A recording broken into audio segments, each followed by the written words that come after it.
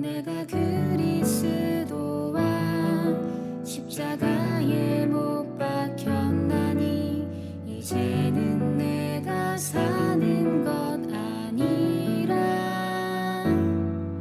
내가 그리스도와 십자가에 못 박혔나니 이제는 주님께서 살리라.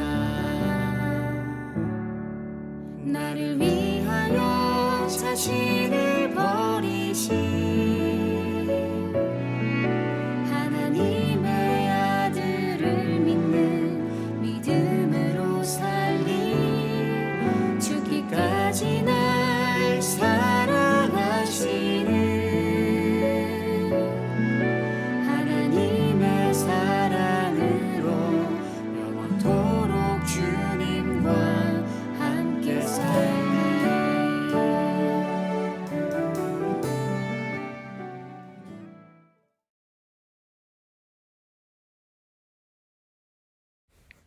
살아계신 하나님, 오늘 주일 하나님 앞에 나와 예배드릴 수 있음에 감사합니다. 하나님, 요즘대로 코로나가 심해지고 있습니다. 코로나로부터 우리를 지켜주세요. 말씀을 전하시는 전도사님 또한 지켜주시고 이 예배가 진심이 느껴지게 해주세요. 항상 우리를 눈여겨봐주시고 지난 한 주 동안 지은 죄를 용서해주세요. 말씀에 충성하고 하나님 자녀가 될 수 있도록 우리에게 지혜를 주세요. 감사합니다. 예수님의 이름으로 기도드립니다. 아멘.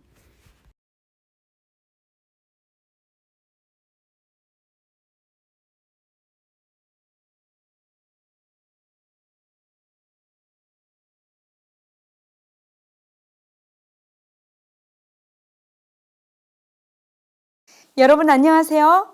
3월 둘째 주 어린이부 예배를 시작하겠습니다. 어디서든 영과 진리로 예배드리는 여러분 모두를 축복합니다.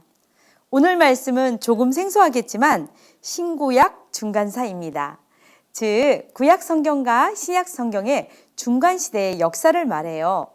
구약과 신약의 사이는 겨우 책장 한 장이지만 그 사이의 시간이 400년이나 된답니다. 그런데 신기한 것은 이 400년의 역사가 다니엘서에 예언된 말씀대로 세계사에서도 실제로 일어난 일이었다는 거예요. 바벨론, 페르시아, 헬라, 로마 많이 들어보았죠? 이 이야기를 풀어가기 위해 먼저 다니엘 2장에 나오는 느부갓네살 왕의 꿈 이야기를 들어볼게요. 다니엘서 2장 31절부터입니다. 왕이여, 왕이 한 큰 신상을 보셨나이다. 그 신상이 왕의 앞에 섰는데 크고 광채가 매우 찬란하며 그 모양이 심히 두려우니 그 우상의 머리는 순금이요 가슴과 두 팔은 은이요 배와 넓적다리는 노시요 그 종아리는 쇠요 그 발은 얼마는 쇠요 얼마는 진흙이었나이다. 또 왕이 보신즉 손대지 아니한 돌이 나와서 신상의 새우와 진흙의 발을 쳐서 부서뜨리매 이 여러 왕들의 시대에 하늘의 하나님이 한 나라를 세우시리니 이것은 영원히 망하지도 아니할 것이요 그 국권이 다른 백성에게로 돌아가지도 아니할 것이요 도리어 이 모든 나라를 쳐서 멸망시키고 영원히 설 것이라. 와, 정말 놀라운 꿈이에요. 그리고 다니엘은 하나님이 주신 지혜로 이 꿈을 해석합니다. 이 꿈은 앞으로 세계사에 일어날 일이고 모두 유다와 깊은 관련이 있는 일이죠. 잘 들어보세요. 북이스라엘이 아수르에게 망하고 얼마 후 남쪽 유다도 바벨론에게 망하고 말았어요. 북이스라엘과 남유다 땅을 팔레스타인이라고 해요. 이렇게 해서 팔레스타인의 주인들은 7번이나 바뀌게 되어요. 그럼 팔레스타인의 첫 번째 주인은 누구일까요? 바로 바벨론이에요. 금신상의 머리 부분이죠. 그만큼 강한 나라라는 뜻이에요. 바벨론은 전쟁을 통해 그 나라를 차지하면 지혜롭고 훌륭한 인재를 포로로 잡아갔어요. 유대인도 마찬가지로 유대의 인재들이 포로로 잡혀갔어요. 사자굴에 던져졌던 다니엘과 우상에게 절하지 않았던 그의 세 친구들도 이때 바벨론의 포로로 잡혀갔어요. 유대인이란 이름은 바벨론이 다른 나라에서 포로로 끌고 온 이들과 구별하기 위해 팔레스타인 지역에서 잡아온 사람들을 유대인이라고 불렀어요. 바벨론은 이렇게 70년간 팔레스타인 땅의 주인이 되었어요. 왜 하나님의 백성이 이렇게 다른 나라에 망하고 포로로 끌려가야 했을까요? 그 이유는 하나님의 백성이 하나님을 섬기지 않고 우상을 섬기며 죄악 가운데 살았기 때문이에요. 이들이 섬기는 우상은 매우 잔인했어요. 하나님이 아니라 하나님이 창조하신 해와 달과 별을 섬기고 절하며 아이를 불태워 제물로 바치게 하고 소중한 사람들의 생명을 함부로 다루며 하나님이 주신 몸을 나쁜 일에 쓰도록 하며 온갖 악한 일을 하게 했어요.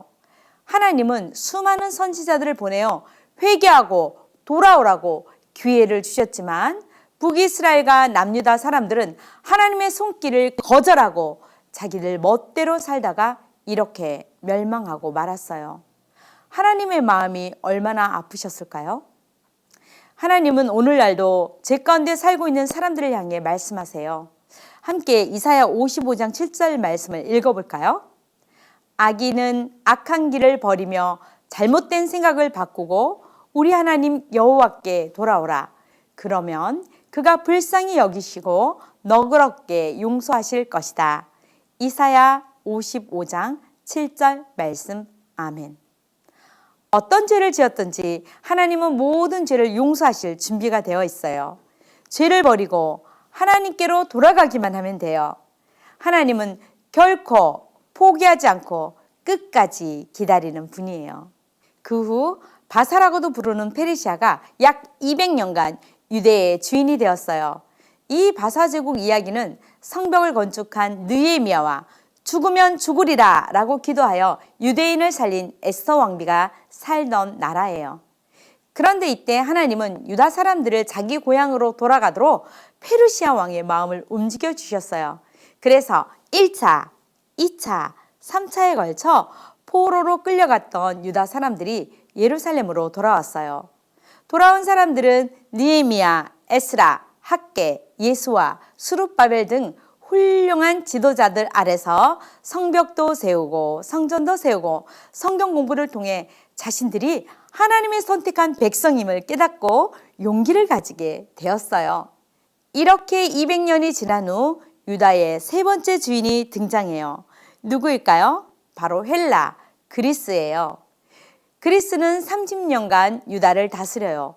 그런데 헬라 제국의 왕인 알렉산더가 일찍 죽자 그의 부하들이 2개의 왕국을 만들어 차례대로 유다의 주인이 되어요.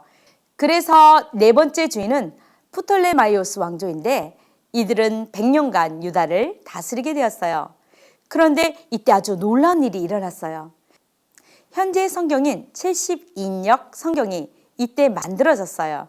70인역이란 말 그대로 70여 명이 함께 번역한 성경이라는 뜻이에요.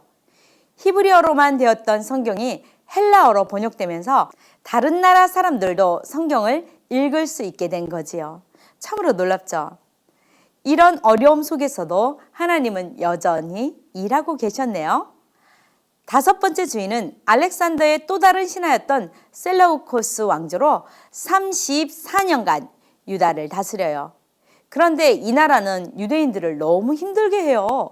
예루살렘 성전을 제우스의 신전으로 바꾸고 돼지피로 하나님의 성전을 더럽히며 하나님께 제사도 하지 못하게 하고 하나님의 법인 율법사본을 불태우기도 했어요. 그러자 화가 난 유대인들이 독립운동을 시작했어요.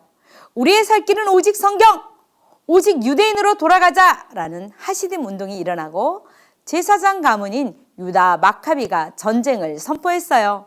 전쟁의 결과는 어떻게 되었을까요? 마카비의 승리로 100년간 유다를 다스리게 되었어요. 이것이 바로 하스몬 왕조예요. 하지만 또 다른 힘센 나라 로마가 유다를 다스리게 돼요. 금신상의 마지막 부분이죠.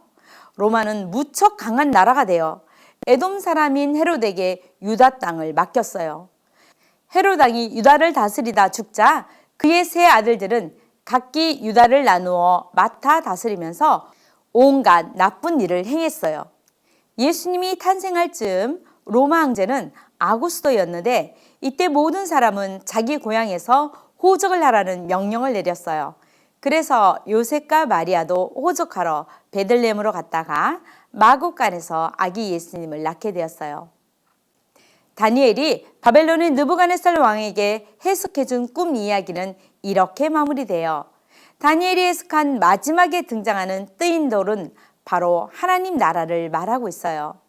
오늘의 암송 말씀이기도 하죠. 함께 읽어볼까요? 우상을 친 돌은 태산을 이루어 온 세계에 가득하였나이다. 다니엘서 2장 35절 말씀. 아멘. 우상을 친 돌은 태산을 이루어 온 세계를 가득히 채웠다라고 말해요. 세상에 영원한 것은 오직 하나님 나라밖에는 없어요. 유다의 주인이 7번이나 바뀌었지만 유다와 온 세계의 진짜 주인은 하나님이시며 그 하나님은 사랑하는 유다를 절대 잊지 않으셨어요. 그래서 구약의 마지막 성경인 말라기서를 통해 이렇게 말씀하셨어요. 내가 너희를 사랑하였노라. 그러자 유대인들은 오히려 뾰루퉁하게 질문해요. 주께서 어떻게 우리를 사랑하셨는데요? 라고요. 너무나 쓸쓸한 장면이에요. 그리고 하나님께서는 이렇게 너희를 사랑한다 라고 대답하시기 위해 그의 아들 예수 그리스도를 이 땅에 보내주시죠. 가장 낮은 마국간에서 말이에요. 이 예수님은 완전하신 하나님의 아들로서 이 땅에 오셔서 십자가를 지셨어요. 바로 여러분과 저를 위해서 말이죠. 히브리서 9장 22절에는 피 흘림이 없이는 사함이 없느니라 라고 말해요. 죄 없는 예수님이 피 흘려 죽으심으로 우리의 죄가 용서받을 수 있기 때문이에요. 여러분 그 예수님을 진심으로 믿고 있나요? 예수님이 나를 위해 십자가에 피 흘려 죽으시고 3일 만에 다시 사신 것을 진심으로 믿나요? 만약 아직 예수님을 진심으로 믿고 있지 않다면 이렇게 기도하세요. 준비됐나요? 하나님, 제가 죄인인 것을 인정합니다.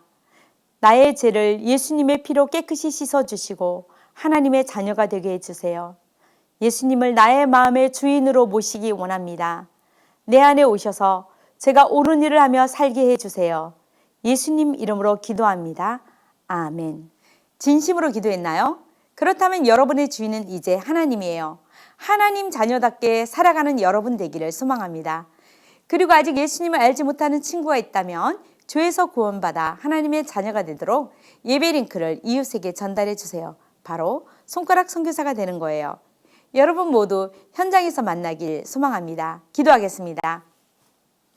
사랑하는 하나님, 우리에게 신구약 사이의 400년의 역사를 배우게 해주셔서 감사해요. 지금도 살아계셔서 온 세계를 다스리시는 하나님을 인정하고 찬양합니다. 아직도 하나님을 알지 못하는 수많은 사람들이 있어요. 코로나를 두려워하지 않고 생명의 주인 되신 하나님을 두려워할 줄 알게 해주세요. 그들이 예수님을 믿고 하나님께 돌아오게 해주세요. 예수님 이름으로 기도합니다. 아멘.